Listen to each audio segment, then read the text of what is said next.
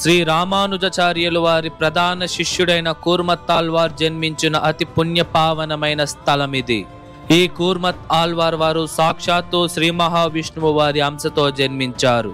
శైవ మతంలోకి మారలేదని కులోత్తుంగ చోళ అనే రాజు ఆయన కళ్ళును పీకేకి ప్రయత్నిస్తూ ఉండంగా కూర్మత్ ఆళ్వార్ వారే తన కళ్ళును పీకి పరేసిన గొప్ప త్యాగమూర్తి.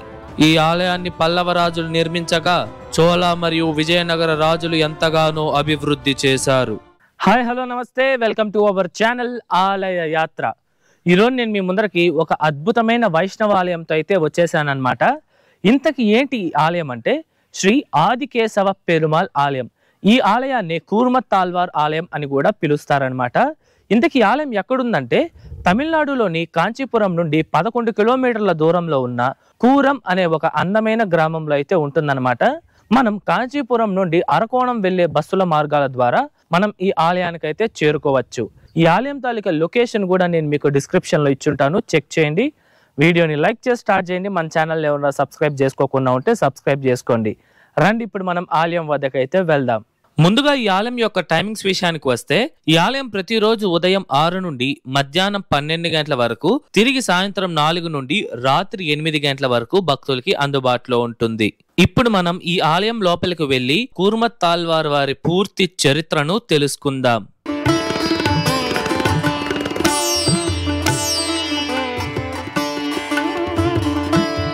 ఇంతకీ ఈ కూర్మత్ ఆళ్వార్ వారు ఎవరు అంటే ముల్లోకాలను నడిపించే ఆ శ్రీ మహావిష్ణువు అంశతో జన్మించిన వారన్నమాట. శ్రీ మహావిష్ణువు వారు ఎందుకు కూర్మత్ ఆళ్వార్ వారిలా జన్మించారు అంటే పూర్వం త్రేతాయుగంలో శ్రీ మహావిష్ణువు రాముడిలా జన్మించగా ఆదిశేషుడు లక్ష్ముడిగా జన్మించి రాములు వారికి ఎన్నో సేవలు చేశారు. అప్పుడు ద్వాపర యుగంలో శ్రీకృష్ణుడిగా శ్రీ మహావిష్ణువు జన్మించగా ఆదిశేషుడు కృష్ణుడి అన్నైన బలరాముడిగా జన్మించారు. అప్పుడు శ్రీకృష్ణుడు ఆదిశేషుని రూపంలో ఉన్న తన అన్న బలరాముడికి సేవ చేశారు. అలా శ్రీకృష్ణుడు మరియు బలరాముడు ఎదిగిన తరువాత ఒకానొక సమయంలో బలరాముడికి తను ఆదిశేషుడని, అలాగే శ్రీకృష్ణుడు ఎవరో కాదు సాక్షాత్తు శ్రీ మహావిష్ణువే అని తెలుసుకొని నేను నా ప్రభువుతో ఎంతో సేవలు చేయించుకున్నానే అని ఎంతగానో బాధపడి శ్రీకృష్ణుడికి కొంచెం దూరం అవుతారు. అందుకనే యుక్త వయసు వచ్చిన తర్వాత బలరాముడు మరియు కృష్ణుడు కలిసి ఉన్నట్టుగా ఎక్కువగా కనిపించరు. అప్పుడు కృష్ణుడు ఈ అవతారంలో కూడా తృప్తిగా ఆదిశేషునికి సేవ చేయలేదని బాధపడతారు. ఇక ఆదిశేషువు శ్రీ మహావిష్ణువుని అనుగ్రహంతో శ్రీ వైష్ణవాన్ని దేశవ్యాప్తంగా ప్రచారం చేయడానికి ఈ కలియుగంలో రామానుజుల వారిలా జన్మించారు. అలా ఈ యుగంలోనైనా ఖచ్చితంగా సేవ చేయాలి అని శ్రీ మహావిష్ణువు కూర్మత్ ఆళ్వార్ వారిలా జన్మించారు. కూర్మత్ ఆళ్వార్ వారు కాంచీపురానికి అతి సమీపంలో ఉన్న కూరం అని పిలువబడే ఈ గ్రామంలో 1010వ సంవత్సరంలో ఒక సంపన్న మరియు భూస్వాముల కుటుంబానికి చెందిన హరిత అనే వంశంలో జన్మించారు. ఈయన అసలు పేరు వచ్చేసి కురేష.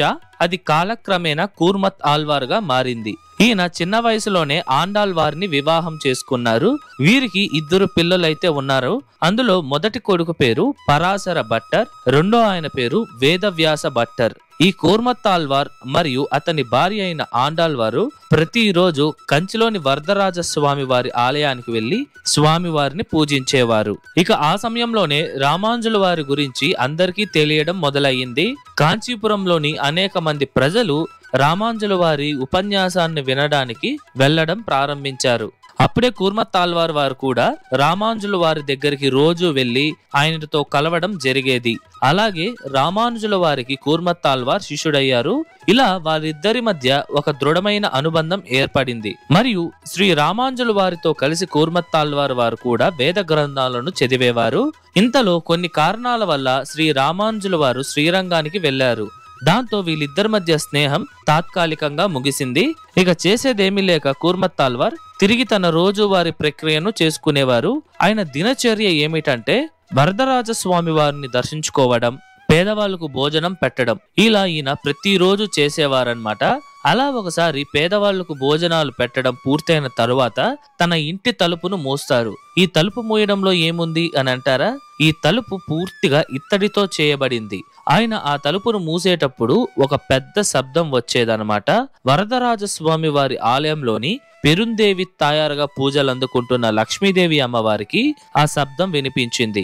ఏంటి, ఇంకా రాత్రి పూజ జరగనే లేదు, అప్పుడే ఆలయాన్ని మూసేస్తున్నారా అని వరదరాజస్వామి వారిని అడగగా స్వామివారు కూరంలో మన భక్తుడైన కూర్మత్తాల్వార్ తన రోజువారి సేవలను పూర్తి చేసి తన ఇంటి తలుపును మూశారు, ఆ శబ్దం ఇక్కడికి వినిపించిందంతే అని చెప్తారు.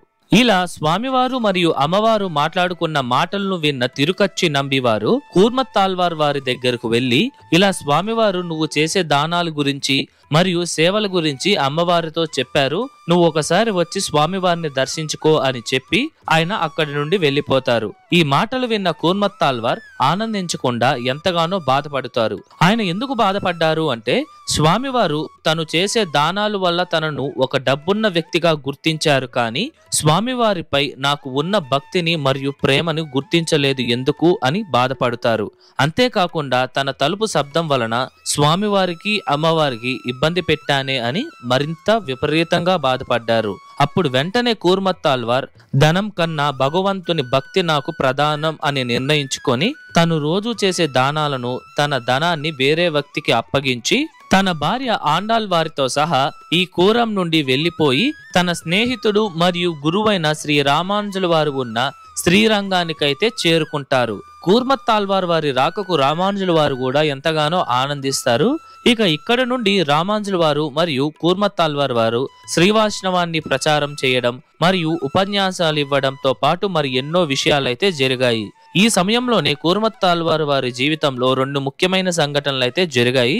అందులో మొదటిది శ్రీ రామానుజుల వారితో కలిసి కాశ్మీర్కి వెళ్లడం. రామానుజుల వారి ప్రధాన లక్ష్యంలో ఒకటి ఏమిటంటే శ్రీభాష్యం అనే గ్రంథాన్ని రచించడం. ఈ రచనలలో కొన్ని ప్రక్రియలను మరియు సూక్తులను రాయడంలోని భాగంగా కాశ్మీర్లోని ఒక గ్రంథాలయంలో ఉన్న బ్రహ్మసూత్రాన్ని చదవాలి అని నిర్ణయించుకొని కూర్మత్తాల్వార్ వారితో పాటు మరి కొందరు శిష్యులను తోడుగా తీసుకొని ఎంతో కష్టపడి కాశ్మీర్కి వెళ్తారు. అప్పుడు ఆ ప్రాంతాన్ని పరిపాలించే రాజు రామానుజుల వారి జ్ఞానానికి ఆశ్చర్యపోయి ఆ గ్రంథాలయానికి అనుమతిస్తారు. కానీ అక్కడ ఉన్న పండితులకు వీళ్ళు రావడం ఇష్టం లేదు. వీళ్లను ఆ పండితులు నిరంతరం ఇబ్బంది పెడుతూనే ఉంటారు. ఇక వీళ్ళ బాధను మరియు వాళ్ళు పెట్టే ఇబ్బందును తట్టుకోలేక కాశ్మీర్ నుండి తిరిగి శ్రీరంగానికైతే వచ్చేశారు. అప్పుడు రామానుజుల వారు ఏంటి మనం అంత కష్టపడి వెళ్ళినా మనస్తృప్తి లేదు, ఆ గ్రంథాన్ని కూడా సరిగ్గా చదవలేదు అని బాధపడుతూ ఉన్నారు. కూర్మత్తాల్వార్ వారి శక్తి ఏంటంటే ఆయన ఏదైనా ఒకసారి చదివారు అంటే దానిని అసలు మర్చిపోరన్నమాట. అప్పుడు కూర్మత్తాల్వార్ శ్రీ రామానుజుల వారితో, మీరు అసలు బాధపడకండి, నేను ఆ గ్రంథాన్ని పూర్తిగా చదివాను, మీరు నన్ను నిద్రలో లేపడిగినా నేను సమాధానం చెప్తాను, మీరు శ్రీభాష్యం రాయడం ప్రారంభించండి అని చెప్తారు. అప్పుడు కూర్మత్తాల్వార్ ప్రతి ఒక్క పదం వివరించి చెప్పగా శ్రీ రామానుజుల వారు రచించారు. అలా శ్రీభాష్యం పూర్తి కావడానికి ఒక ప్రధాన కారణం ఈ కూర్మత్తాల్వార్ వారు. కూర్మత్తాల్వార్ వారి జీవితంలో జరిగిన 2వ ముఖ్యమైన సంఘటన ఏమిటంటే కులోత్తుంగ చోళ అనే రాజుని కలవడం. విషయం ఏమిటంటే రామానుజుల వారి వైభవం దేశవ్యాప్తంగా వ్యాపించింది.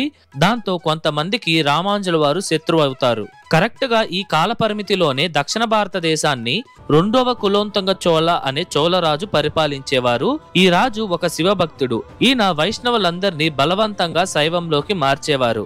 మారను అని చెప్పే వాళ్ళందరినూ చంపేసేవాడు. ఇలా క్రూరంగా ఉన్న ఈ చోళరాజుకి శ్రీ వైష్ణవాన్ని దేశవ్యాప్తంగా ప్రచారం చేస్తున్న రామానుజుల వారి గురించి తెలుసుకొని తన సైన్యాన్ని పంపించి రామానుజుల వారిని తీసుకోరమ్మని ఆదేశించారు.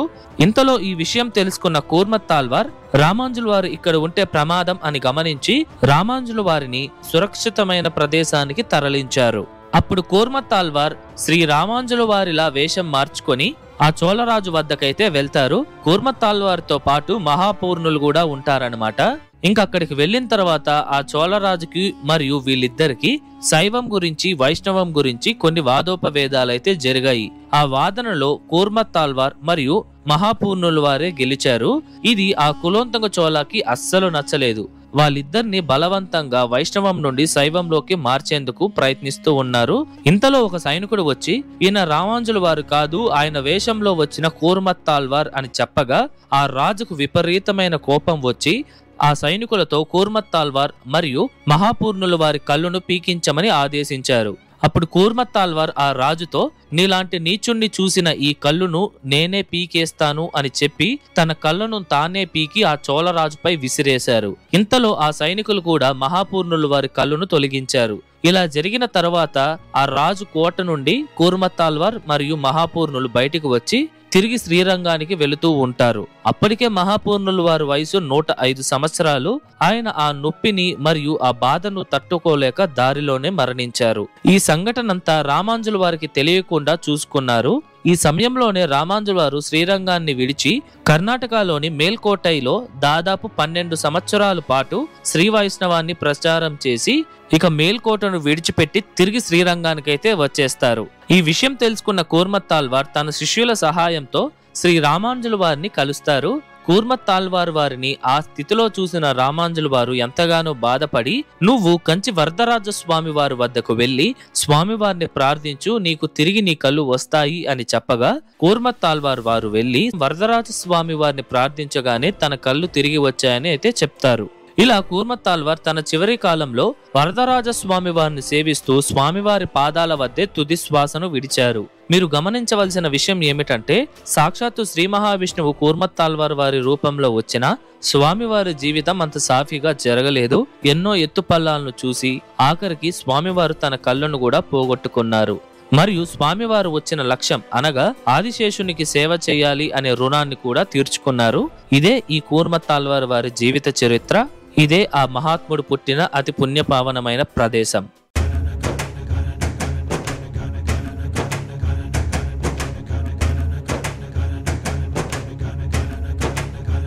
ఇప్పుడు మనం ఈ ఆలయం యొక్క పూర్తి నిర్మాణ చరిత్రను తెలుసుకుందాం. ఈ ఆలయాన్ని 7 నుండి 8వ శతాబ్దంలో పల్లవ రాజులైతే నిర్మించారు. అంటే ఈ కూర్మత్తాల్వార్ వారు జన్మించక ముందే ఈ ఆలయం అయితే ఉండేదన్నమాట. ఈ ఆలయంలో మొదట ఈ ఆదికేశవ పెరుమాళ్ వారి సన్నిధినే నిర్మించారనమాట. ఇక్కడ స్వామివారిని ఆదికేశవ పెరుమాళ్ గా పూజిస్తారు. స్వామివారు శ్రీదేవి భూదేవి అమ్మవార్ల సమేతంగా నిలబడి ఉన్న భంగిమలో భక్తులకి దర్శనమిస్తారు. అలాగే కూర్మత్తాల్వార్ వారు ప్రత్యేక మందిరంలో బ్రహ్మాండంగా దర్శనమిస్తున్నారు. కూర్చున్న భంగిమలో తలలో ఒక భారీ కిరీటాన్ని ధరించి చాలా అద్భుతంగా అయితే భక్తులకి దర్శనమిస్తున్నారండి. ఈ ఆలయాన్ని మొదట పల్లవ రాజులు నిర్మించగా చోళులు మరియు విజయనగర రాజులు ఎంతగానో అభివృద్ధి చేశారు. ఇక్కడ ఉన్న ఆ స్తంభాల పైన ఎన్నో అద్భుతమైన శిల్పాలను మనం చూడవచ్చు. ఇక్కడ అమ్మవారికి కూడా ప్రత్యేకంగా మందిరం ఉంది. అమ్మవారిని పంకజవల్లి తాయార్ అని పూజిస్తారు. ఇదండి ఇవాల్టి వీడియో ఎలా ఉంది, నచ్చిందా? ఐ హోప్ ఈ ఆలయం తాలూకా పూర్తి చరిత్ర మీకు అర్థమయ్యేలా నేను చెప్పాను అనుకుంటున్నాను. మీకు ఎటువంటి డౌట్స్ ఉన్నా సరే మర్చిపోకుండా కమెంట్స్లో తెలియజేయండి, నేను మీకు పక్కా రిప్లై ఇస్తాను. అలాగే ఈ వీడియోకు ముందు మన ఛానల్లో 276 పాటలు పెట్టిన స్థలాలలో ఒకటైన తిరుమాల్పూర్లోని మణికంఠేశ్వర స్వామి వారి ఆలయము, అలాగే దామల్ అనే ప్రదేశంలో ఉన్న వరాహేశ్వర స్వామి వారి ఆలయంతో పాటు కాంచీపురానికి సమీపంలో ఉన్న సెవిలిమేడు అనే ప్రదేశంలోని శ్రీ లక్ష్మీ నరసింహ స్వామి వారి ఆలయాన్ని కూడా మనం దర్శించాము. ఈ 3 ఆలయాలను ఎవరన్నా చూడకపోయింటే వాటి లింక్స్ నేను మీకు డిస్క్రిప్షన్లో ఇచ్చుంటాను, చెక్ చేయండి. అలాగే ఈ వీడియో ఎలా ఉంది, నచ్చిందా? నచ్చితే లైక్ చేయండి, మీ ఫ్రెండ్స్ అండ్ ఫ్యామిలీస్కి షేర్ చేయండి, అండ్ దయచేసి మన ఛానల్ని సబ్స్క్రైబ్ చేసుకోండి. మరొక అద్భుతమైన ఆలయం వీడియోతో మీ ముందరకు వస్తా. అంతవరకు మీ శివవరప్రసాద్ సైనింగ్ ఆఫ్.